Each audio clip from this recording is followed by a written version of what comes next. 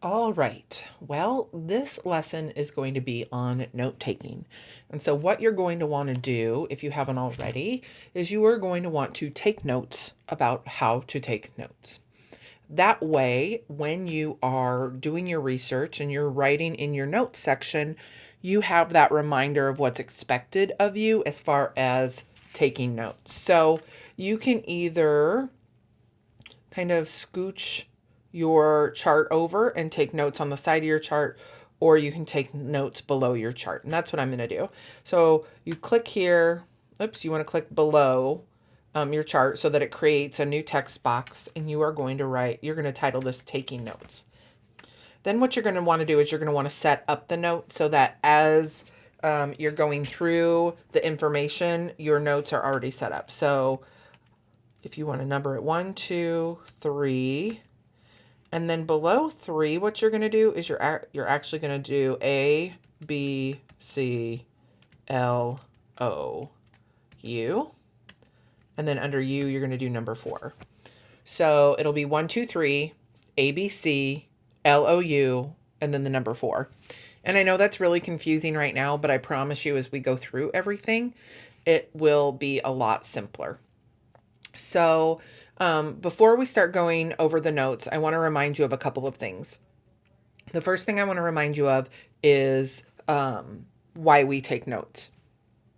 So we take notes, number one, to save ourselves time and energy.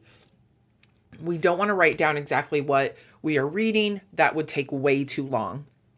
So instead, what we do is we find ways to shorten that so that it doesn't take us as much time and effort.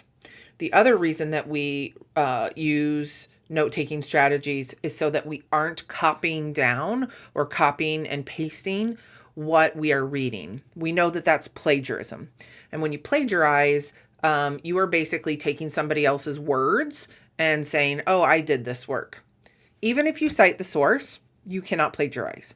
Even if you go through a paragraph and change one word here and one word there, that's still plagiarizing.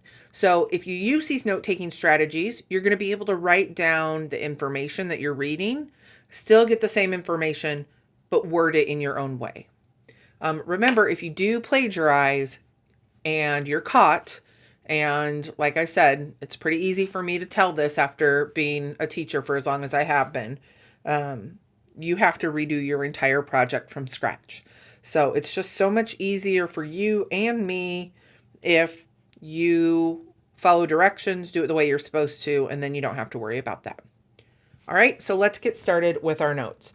So the first thing and I'm going to switch over here so that you guys can kind of see this.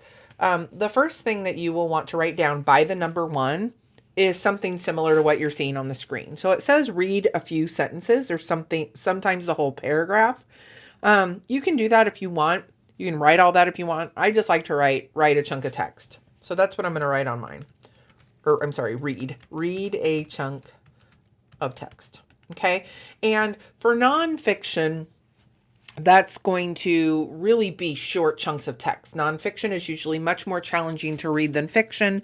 And so when we're really reading for details and information, that might be a sentence or two at a time.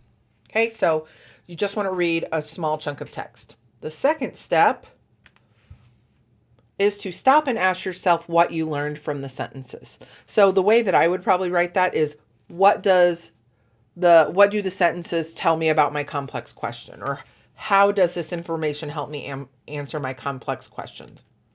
Okay, so you can write that if you want, or you can write this. Same thing. You're looking for information in the text that you are going to be reading that helps you answer your question.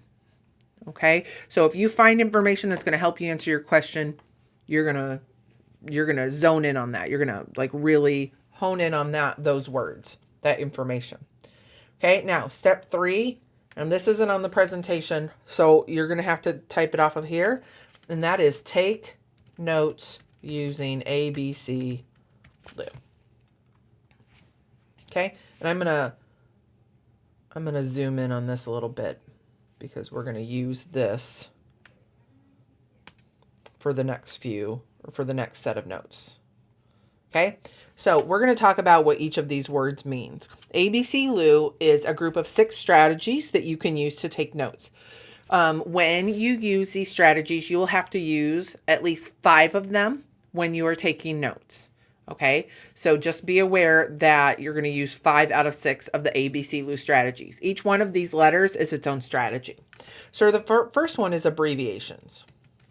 Okay, and abbreviations are shortened forms of words. So that can be symbols. Examples. Symbols. So like the ampersand equals the word and, or it could be words. So like doctor equals doctor. Or it could even be just shortened words, information, or info equals information. Okay, so I'm going to highlight the abbreviations here so that you can see what they are. All right, so that's abbreviations. The second one is bullet points.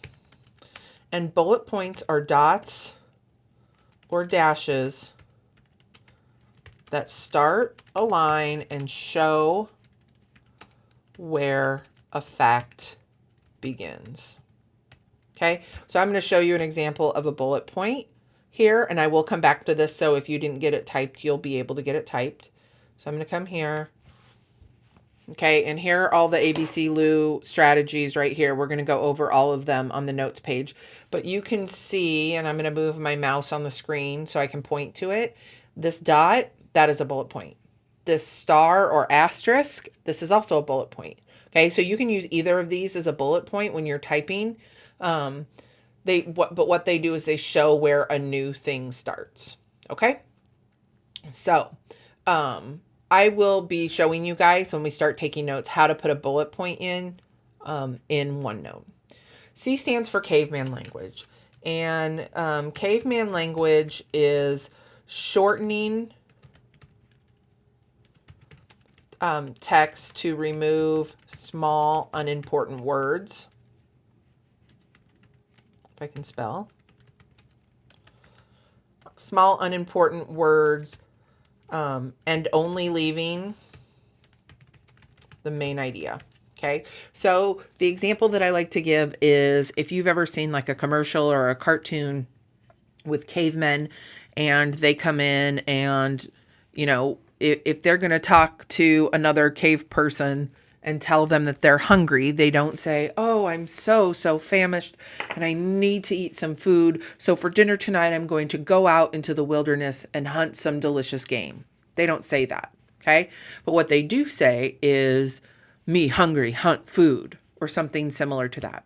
The same idea is still getting shared. They're hungry and they're going to hunt food to solve that problem. So there's no sense adding all the extra language if we only need a few words to get that main idea across.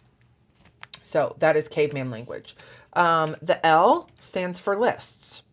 And so with lists, a list, and you guys all know what a list is, but when you're taking notes, it's a little bit different. It's a group of similar items that are grouped horizontally, and I'll model that in a second, that are grouped horizontally and separated with commas.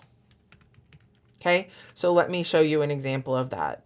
Example is, let's say I was writing some information about Nebraska. I was researching the geography of Nebraska, and I was finding some information about the different counties in the state. So here I'm going to put in a bullet point. Oops, I don't want a bullet point there. Here, I'll just use a dash. Okay, I'm going to put in a bullet point, and I'm going to say, I'm going to abbreviate Nebraska counties. I'm going to put a colon to show where my list is going to begin.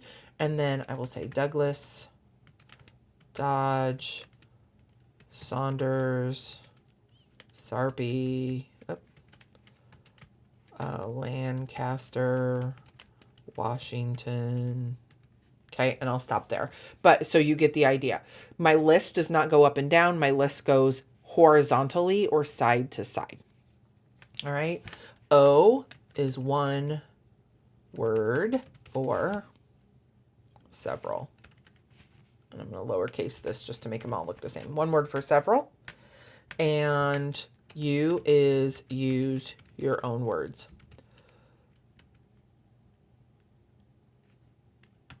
Now, I like, and I'm going to put down here, and I'm going to put it in bold so that you can kind of see it easier. O to me plus U equals summarizing. Okay. So when you do one word for several and use your own words, a lot of times those go together. So when you're reading a chunk of text and you read those and you use your own words and shorten the passage to something more manageable, you are summarizing. So when I teach those two, I kind of teach them to do them together. So that is ABC Lou. Those are the 6 strategies. A, B, C, there's 3. L, O, U, there's the other 3. 6 strategies that you will use when you're taking notes. So what is the 4th step? I'm so glad you asked. Let's go over that one. And this is the 4th strategy is to record, or I'm sorry, the 4th step is to record your sources. Okay, so I'm going to write that here, which is what you should do. Record your sources. So when you record your sources, I will show you guys how to do this when you start taking notes. But when you read text, you decide, oh, yep, that's going to help me. You take a note. As soon as you take that first note from a source, you need to record it. You need to write it down. And again, I'm going to show you how to do that. It's really, really easy.